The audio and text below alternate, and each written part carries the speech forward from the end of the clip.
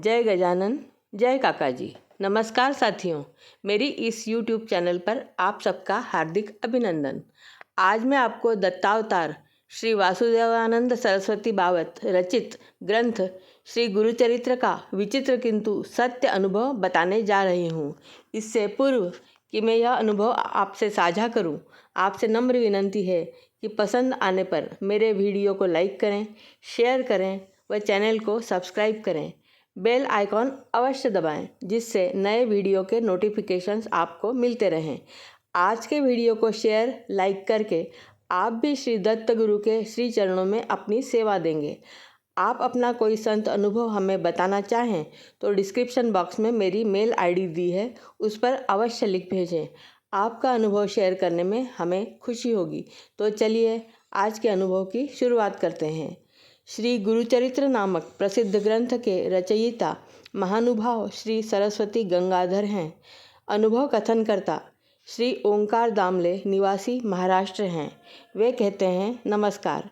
आज मैं आपको मेरे दादाजी के साथ घटित सत्य घटना बताने जा रहा हूँ, जो मुझे मेरे दादाजी ने बचपन में बताई थी। इससे आपको श्री गुरुचरित्र ग्रंथ की महिमा ज्ञात होगी। घटना लगभग 40 वर्ष पूर्व की है। उन दिनों हम अहमदनगर में रहते थे। उन दिनों वहाँ अधिकतर पुरानी हवेली नुमा बड़े बड़े घर थे, जिन्हें बाड़े कहते हैं। जिस बाड़े में हम रहते थे उसके निकट एक बहुत बड़ा पुराना बाड़ा था, जिस पर ताला लगा रहता था। उस प्रशस्त बाड़े के मध्य भाग में एक पुरातन पीपल का वृक्ष था। वह बाड़ा खाली था, वहाँ कोई नहीं रहता था। कहा जाता था कि वह स्थान हॉन्टेड है, अर्थात भूत बाधित है। उस बाड़े के मालिक पुणे में रहते थे। वह कभी कभी अहमदनगर आते थे। वे दादाजी के मित्र थे। एक बार जब वे अहमदनगर आए तो बातों बातों में उन्होंने दादाजी को अपनी व्यथा सुनाई।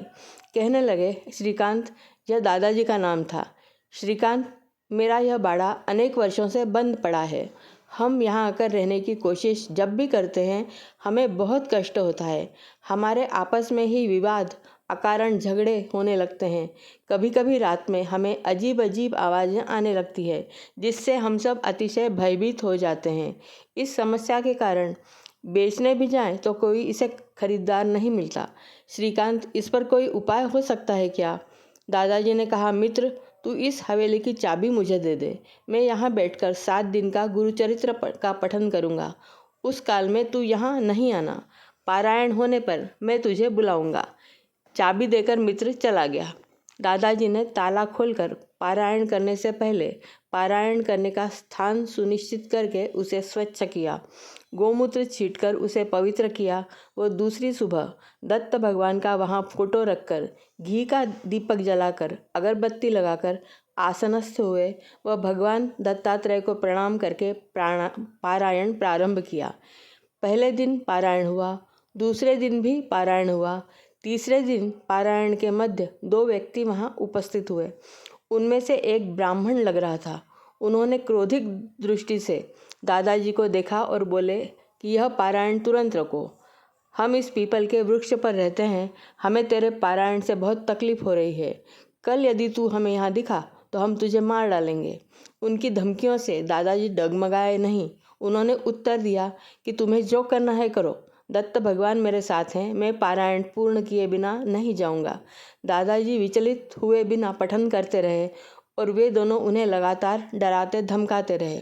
चौथे दिन पारायण प्रारंभ होने पर वे दोनों फिर आ गए। कहने लगे कि आज तो तू बचकर नहीं जा सकता, उठ वहाँ से। दादाजी ने आसन नहीं छोड़ा और जोर जोर से पठन करने लगे। वे दोनों क्रोधित होते हुए वहाँ से अदृश्य हो गए। 5वें दिन पारायण प्रारंभ होते ही दोनों फिर आ गए। दादाजी उच्च स्वर में पारायण करते रहे। वे दोनों अब बिना धमकाते दूर बैठकर पारायण सुनते रहे। 7वें दिन दादाजी ने जैसे ही पारायण का समापन किया, वे दोनों अब की बार उनके पास आ गए और बोले, धन्य है तू। यदि तू डरकर भागता तो हम तुझे मार डालते। तेरे इस पारायण से हमारा इस योनि से छुटकारा हुआ है। हमें गति मिली है।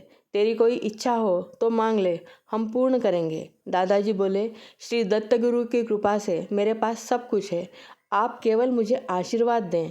उन्होंने दादाजी को आशीर्वाद देते हुए कहा कि तुझे जीवन में कभी किसी वस्तु की कमी नहीं होगी, हमारा तुझे यह आशीर्वाद है। ऐसा कहकर ऊर्ध्वगामी होकर दोनों अदृश्य हो गए। अब वह हवेली पिशाच बाधा से मुक्त हो चुकी थी। दादाजी के मित्र को बहुत खुशी हुई। यह है श्री गुरु चरित्र की महिमा। यह ग्रंथ के पठन के कुछ कठोर नियम है, जैसे एक अन्न भक्षण, रात्रि को दरी पर या चटाई पर अर्थात भूमि पर सोना। उन नियमों को किसी वेद पाठी ब्राह्मण से ज्ञात करके ही आप पठन करें। पठन करने के लिए आपका ब्राह्मण होना आवश्यक नहीं है, कोई भी जाति धर्म का व्यक्ति यह कर सकता है, बस नियम पालन की शर्तें अवश्य होती है। सभी दत्त भक्त दत्त जयंती के अवसर पर इसका समापन करते हैं।